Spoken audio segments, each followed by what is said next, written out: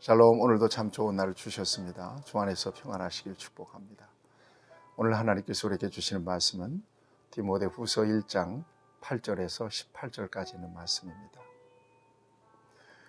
여러분, 예수님 안에 계시죠?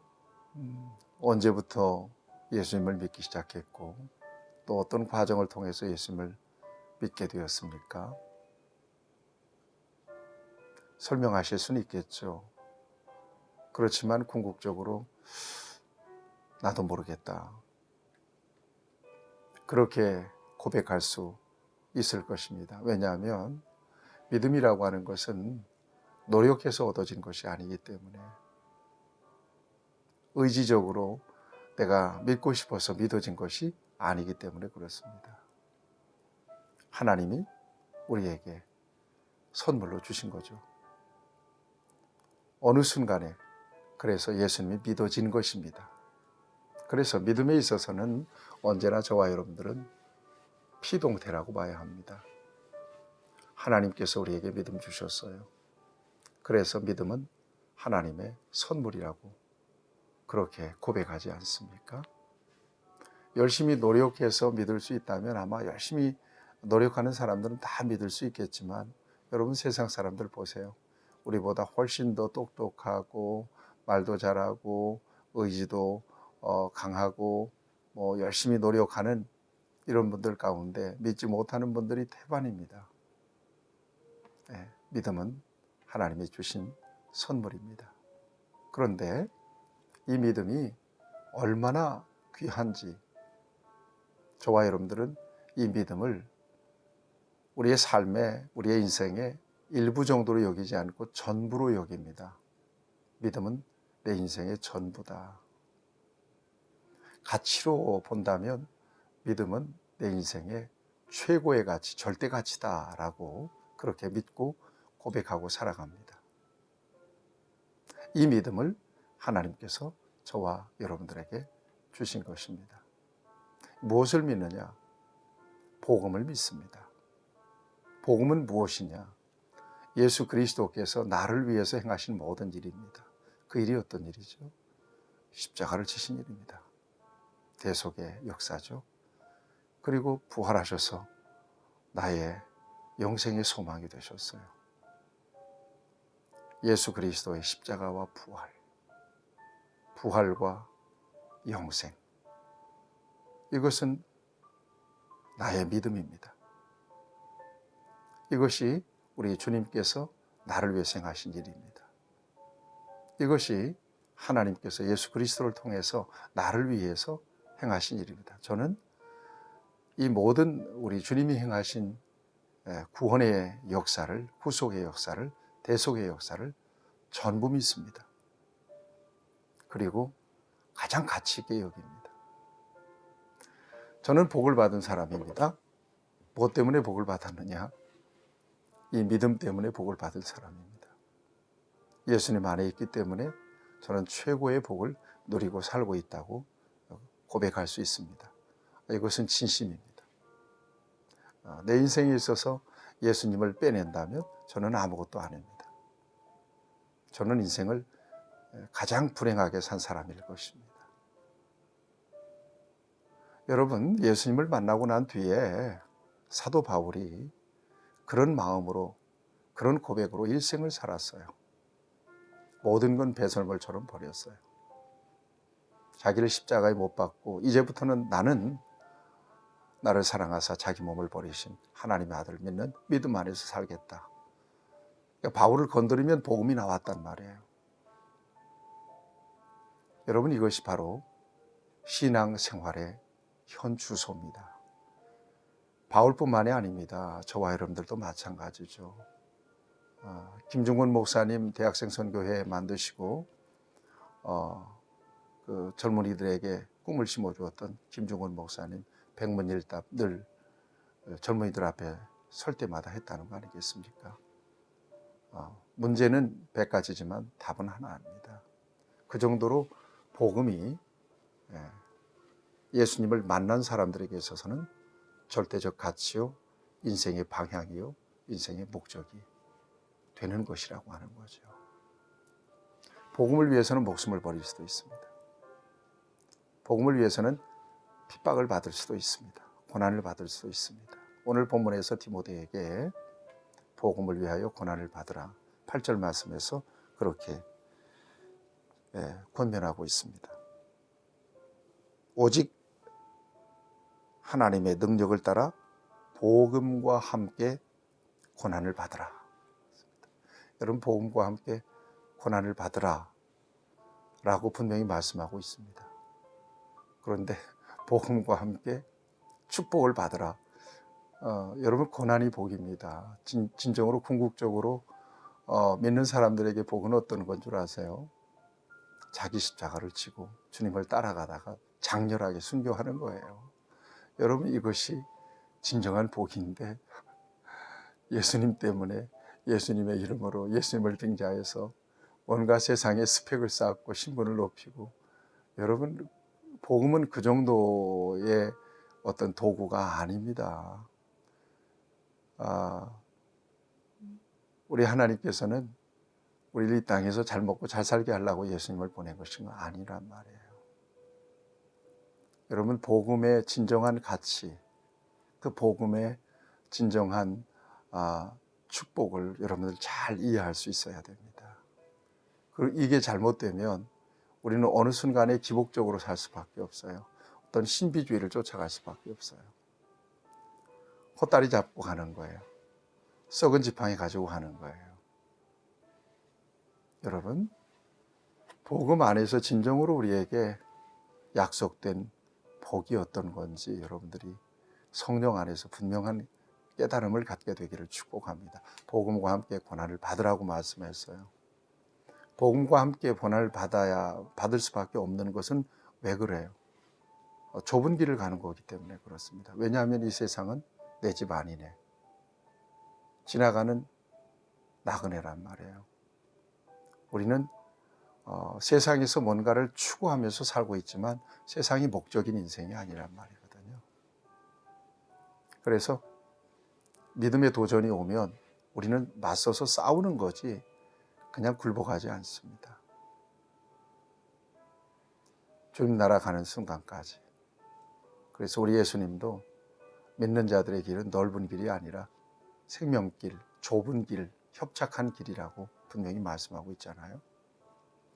예수님이 제자의 도에 대한 말씀, 아무든지 나를 따라오려거든 자기를 부정하고 자기 십자가 지고 나를 쫓을 것이니라. 그 길이 결코 쉬운 길은 아닙니다. 고난이 따르는 길이죠. 그러나 영광스럽고 또 상급이 있고 생명이 있는 길입니다. 그래서 그 길을 포기하지 않는 거예요. 그래서 기독교 신앙 안에만 순교라고 하는 게 있는 거죠. 마르투리아, 순교라고 하는 게 있는 거죠. 복음과 함께 고난을 받을 마음 가지고 사세요. 세상과 적당하게 타협하면서 회색지대에서 온탕과 냉탕 왔다 갔다 하면서 모호한 신분을 가지고 살지 말고 아닌 건 아니라고 하고 맞는 건 맞는다고 하고 그 중심에 예수님이 계십니다. 예수님이 맞는 건 맞는 거예요. 예수님이 옳지 않다고 여기는 것은 그건 틀린 거란 말이에요. 예수님이 기준이에요. 여기에 충돌이 생기고 갈등이 생길 수 있어요. 그걸 감당할 수 있어야 된다는 얘기입니다. 뿐만 아니라 여러분 9절 이하에 보게 되면 하나님께서 우리에게 복음을 주셨는데 이 복음, 이 믿음이라고 하는 것이 하나님께서 우리에게 주신 선물인 것임을 분명하게 말씀하고 있습니다. 9절 읽겠습니다. 하나님이 우리를 구원하사 거룩하신 소명으로 부르심은 우리의 행위대로 하심이 아니라는 거예요. 오직 자기의 뜻과 영원전부터 그리스도 예수 안에서 우리에게 주신 은혜대로 했다는 거예요. 여러분 고백하세요. 믿음은 은혜다. 복음은 은혜다. 에베소 2장 8절에 너희가 그 은혜를 인하여 믿음으로 말미암아 구원을 받았나니 이것이 너희에게서 나는 것이 아니라 하나님의 선물이다. 행위에서 나는 것이 아니니 이는 누구든지 자랑하지 못하게 하려 하심이라. 믿음은 은혜, 피동태예요. 하나님이 이 땅에 수많은 사람들을 가운데서 나를 만나 주셨네. 나를 픽업해 주셨어요. 이거 넘치는 은혜, 이거 흥분되는 은혜죠. 여러분 선택받았다는 거죠. 이게 얼마나 엄청난 은혜, 엄청난 축복입니까? 여기 이것이 은혜인 것을 감격해서 내 인생을 주님께 드리겠습니다. 완전히. 나는 주님만 따라가겠습니다. 나는 주님의 노예로 살겠습니다. 이렇게 고백하며 살아가는 사람들이 바로 저와 여러분들이에요. 믿음은 완전한 은혜입니다. 여기 그 은혜를 설명하잖아요. 예. 하나님 오직 자기의 뜻과 영원 전부터 그리스도 예수 안에서 우리에게 주신 은혜대로 했다. 은혜에 감격하면서 살아가는 저와 여러분들 되시길 바라고, 절대 불만 없기를 바랍니다. 예수님 안에 계시다면 절대 실패 의식 갖지 마시고요. 망할 리 없으니까요. 예수님 안에 계시다면 이미 하나님께서 도장 찍어 놓으신 거예요. 자, 그런 차원에서 여러분들이 살아갈 수 있게 되기를 바랍니다. 자, 10절 이하에 쭉 보게 되면 여기 복음으로 복음을 위하여 그래요. 여러분, 사도 바울이 복음을 위해서 목숨을 바칠 수 있었던 것은 바로 복음의 절대적 가치 때문에 그렇습니다. 10절 말씀을 보세요. 이제 우리 구주 그리스도 예수의 나타나심으로 말미암아 나타났으니 그는 사망을 패하시고 복음으로서 생명과 썩지 아니할 것을 드러내신지라. 복음으로서 생명과 썩지 아니할 것을 드러냈다는 것. 뭘로? 복음으로. 이 복음에 여러분 집중하시고 염두에 두세요. 복음이 주제니까요. 11절 보세요. 내가 이 복음을 위하여 선포자와 사도와 교사로 세우심을 입었노라. 뭘 위하여? 복음을 위하여. 복음으로 복음을 위하여. 저와 여러분들도 마찬가지예요. 복음으로 복음을 위하여. 주제라니까요. 저와 여러분들의 인생의 주제, 저와 여러분들의 삶의 주제, 예. 복의 기준이 바로 복음. 복음이에요. 복음. 12절에 보니까 이로 말미암아 바울이 고난을 받았다는 거예요. 이로 말미암아 내가 또 이 고난을 받되 부끄러워하지 않았다는 거예요. 복음 때문에 고난 받는 거 부끄러워하면 안 돼요. 어떤 분은 교회 나오면서 성경책을 옛날에는 다 끼고 다녔잖아요. 저희 동네 어떤 분은 교회 집사인데도 성경책을 신문지로 꽁꽁 싸가지고 성경책인지 아닌지, 그러고는 사람들 볼까 봐서 그리고 성경책을 신문지로 둘둘둘 말아서 싸서 교회에 온 분도 계세요. 그때는 잘 몰랐는데 왜 그렇게 하셨을까 지금은 생각합니다.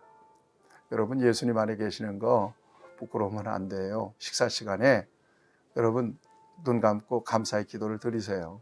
누가 물어보면 나는 예수님 믿는 사람이라고 얘기하셔야 돼요. 이 땅 1천만 성도들이 나는 예수 믿는 사람입니다라고 커밍아웃만 해도 세상은 바뀌어질 겁니다. 그런데 신분을 숨기고 살거든요. 네, 곤란한 일 만날까 봐. 그러시면 안 돼요. 그러면 주님이 주님 앞에 섰을 때 우리를 부끄러워할 수 있습니다. 예수님 믿는 거 자랑스럽게 여기세요. 나는 믿는 사람입니다. 여러분 마음속으로 고백하세요. 나는 믿는 사람입니다. 나는 예수님을 믿습니다. 그래서 예수님 안에서 거절할 것은 거절하는 거죠. 저는 언제든지 엘리베이터 타거나 언제든지 얘기합니다. 저는 몇 층에 사는데 저는 교회 목사입니다 라고 얘기합니다. 그럼 벌써 내 말과 내 행동이 딱 목사로서 규정이 돼요. 부끄러워하면 안 돼요. 창피스럽게 여기면 안 되고요. 또 곤란한 일이 있다고 해서 슬슬 꽁무니 빼고 이렇게 안면은 척 해서도 안 됩니다. 그 예수님을 부정하는 일입니다. 예수님을 제대로 믿는 저와 여러분들이 돼야 할 것입니다. 왜냐하면 복음이 가장 중요하니까요. 그 다음에 13절 이하에 보면 디모데에게 권면합니다. 너는 그리스도 예수 안에 있는 믿음과 사랑으로서 내게 들은 바 바른 말을 본받아 지키라. 우리 안에 거하시는 성령으로 말미암아 내게 부탁한 아름다운 것을 지켜라. 예, 사도 바울을 통해서 가르침을 받았던 모든 것들, 뭐 어떤 겁니까? 복음에 대하여, 또 복음에 합당한 삶, 또 디모데는 뭐 목회자였기 때문에 목회할 때 필요한 여러 가지들을 가르침 받았겠죠. 중요한 말씀이 있습니다. 성령으로 말미암아 그랬습니다. 여러분, 우리가 믿음을 지키는 것, 말씀을 지키는 것, 순종하여 사는 것, 복음을 증거할 수 있는 것, 주를 위해서 충성하고 헌신할 수 있는 모든 것들은 전부 다 누구를 통해서 이루어지느냐? 성령을 통해서 이루어져요. 지금 영상을 찍는 것도 마찬가지죠. 성령으로 하나님께서 이 일을 하게 하세요. 빠짐없이. 감사하죠. 여러분, 성령 충만하시길 바랍니다. 그러니까 우리가 하나님 앞에 설 때마다 끊임없이 구해야 될 것은 주여, 믿음은 선물이니까 내게 믿음 주세요. 내게 성령 충만을 주세요. 그리고 믿음은 들음에서 나며 들음은 그리스도의 말씀으로 말미암는 거니까 끊임없이 하나님 앞에 믿음을 구하면서 말씀을 보고 묵상하고 기도하고 이런 일들을 계속해서 해야 됩니다. 그래야 세상을 이기는 믿음으로 저와 여러분들이 살아갈 수 있기 때문입니다. 자, 그런데 15절 이하에 보면 사도 바울이 곤란한 상황에 빠졌을 때 바울을 배척했던 사람들이 등장합니다. 부겔로와 허모게네. 이 사람들에 대해서는 더 이상의 정보가 없기 때문에 어떤 사람들인지 정확하게 알 수는 없지만 바울이 옥에 갇히고 바울이 복음을 전하면서 수모를 당하고 핍박을 당하고 곤란을 겪을 때 이 사람들이 외면했어요. 오히려 바울을 등졌어요. 바울을 배반했어요. 바울이 큰 상처를 받았던 것 같습니다. 여러분, 이런 사람 되지 마세요. 복음을 위해서 일하는 사람 곁에 서주세요. 여러분들의 목사님 소중히 여기세요. 잘났든 몰랐든 그 목사님을 통해서 여러분들은 말씀을 먹어야 돼요. 말씀을 들어야 돼요. 여러분은 목사님을 협력하는 일이 주님을 협력하는 일이 돼요. 목사님은 그 일밖에 못해요. 교회에서 교회를 통해서 하나님의 영혼들을 섬기고 어떻게 하면 성도들에게 올바른 말씀을 전하고 그들을 생명으로 인도할까, 천국 가게 할까, 이 일밖에 못해요. 단순하죠. 목사는 단순해요. 뭐 세상 거 다른 거 못해요. 그러니까 다른 거 맡기지 말고 그 일만 할 수 있도록 열심히 여러분들이 협력해 주셔야 되고요. 목사님이 때때로 곤란을 겪을 때 여러분들이 곁에 서주세요. 그리고 목사님 위로해 주시고 목사님 위해서 기도해 주세요. 여러분, 이게 주님의 일이라니까요. 또 무슨 일을 하든지 제가 뭐 도와드릴 일이 없을까요? 그렇게 해서 협력하면 얼마나 목사는 기쁜지 몰라요. 네. 굉장히 단순해요, 목사님. 네, 저도 단순해요. 교인들이 조금만 이렇게 잘해 주잖아요. 그러면 정말 신나서 열심히 해요. 네. 여러분, 외면하지 마세요. 목사도 때때로 부족할 때가 있습니다. 때때로 연약할 때도 있습니다. 네. 또 여러 가지 목사님들의 성향과 정서와 기질과 성품에 따라서 또 정말 그런 어떤 딱딱한 리더십을 발휘하시는 경우도 있습니다. 어떤 경우에든 복음을 위하여 부름받았다, 하나님이 세우셨다 하는 그런 믿음 가지시고 협력해 주세요. 여기 그런 사람이 하나 등장합니다. 부겔로와 허무게네와는 정반대로 16절에 보면 오네시보로라고 하는 사람, 에베소에서 바울을 통해서 전도되어서 예수 만난 사람이에요. 사도 바울이 주 67년경에 2차 투옥대에서 결국은 참수를 당하고 죽지 않습니까? 그러니까 디모데후서는 지금 죽기 전에 기록한 성경이란 말이에요. 그러니까 옥중에 있을 때 이 오네시보로라고 하는 사람은 바울을 정말 아버지처럼 섬겼습니다. 옥바라지를 하고 늘 옥을 찾아다니면서 그를 축복하잖아요. 17절에 보니까 로마에 있을 때 나를 부지런히 찾아와 만났습니다. 복음을 전하다 옥에 갇힌 사도 바울을 부끄러워하지 않았어요. 그래서 오네시보로는 늘 옥에 찾아가서 그를 위로하고 그 곁에 서서 그의 힘이 되어 줬습니다. 18절 말씀은 그를 축복합니다. 원하건대 주께서 그로 하여금 그날에 주의 긍휼을 입게 하여 주옵소서. 또 그가 에베소에서 많이 봉사하는 것을 내가 잘 아느니라. 좋은 동역자죠. 이런 동역자 만날 수 있다면 얼마나 복입니까? 사랑하는 여러분, 저와 여러분들 예수님 빼면 아무것도 아니에요. 예수님 잘 믿으셔야 돼요. 예수님 위해서 고난 받으시고요. 또 복음을 위해서 여러분 성령 안에서 주의 종들을 협력하면서 좋은 동역자로 사시기를 바랍니다. 여러분에게 복음으로 말미암은 생명과 평강이 넘치시기를 축복합니다. 하나님, 이 말씀을 통해서 우리에게 주신 은혜를 따라 복음을 붙잡고 복음 안에서 승리하는 우리 모두가 되게 해 주옵소서. 복음을 증거하는 하나님의 사자들의 좋은 동역자로 쓰임받도록 하나님 나를 들어 써 주시옵소서. 예수님의 이름으로 기도하옵나이다. 아멘. 여러분들 축복합니다.